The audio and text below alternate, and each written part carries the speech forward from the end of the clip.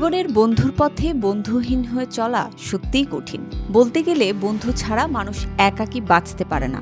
যাবতীয় দুঃখ কষ্ট আর বিপদের দিনে বন্ধুই তার সাহায্যের হাত বাড়িয়ে দেয় সবার আগে।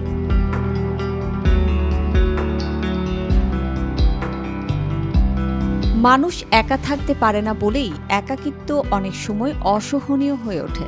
সেই একাকিত্ব ঘোচাতেই শুধু নয়, মানসিক স্বাস্থ্যের জন্য প্রয়োজন অন্তত একজন ভালো বন্ধু। কারণ বন্ধুহীন ব্যক্তি মানসিক এবং সামাজিকভাবে কতটা খারাপ অবস্থায় থাকে তা বলে শেষ করা যাবে না।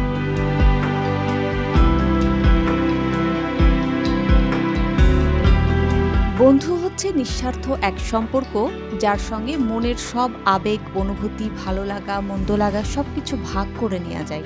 বন্ধু মানে শতভাগ নির্ভরতার এক বিশ্বস্ত আকাশ, যার প্রভাব একজন মানুষের জীবনে অনেকখানি।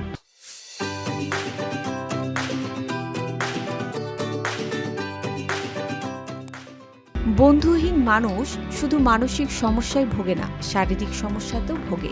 গবেষণায় দেখা গেছে বন্ধুহীন মানুষের ভালো ঘুম হয় না, সামাজিক যোগাযোগে সে অনেক পিছিয়ে থাকে। সম্প্রতি আরিজোনা বিশ্ববিদ্যালয়ের গবেষকরা 265 জন প্রাপ্তবয়স্ক মানুষের ওপর গবেষণা করে জানিয়েছেন এমন বেশ কিছু তথ্য।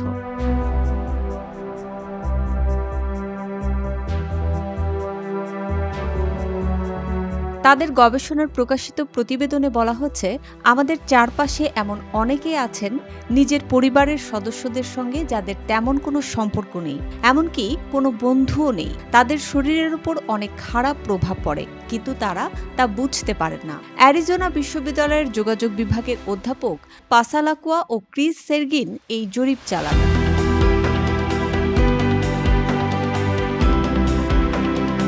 তবে সবসময় মনে রাখতে হবে, ভালো বন্ধুত্বের শুরু পরিবার থেকে।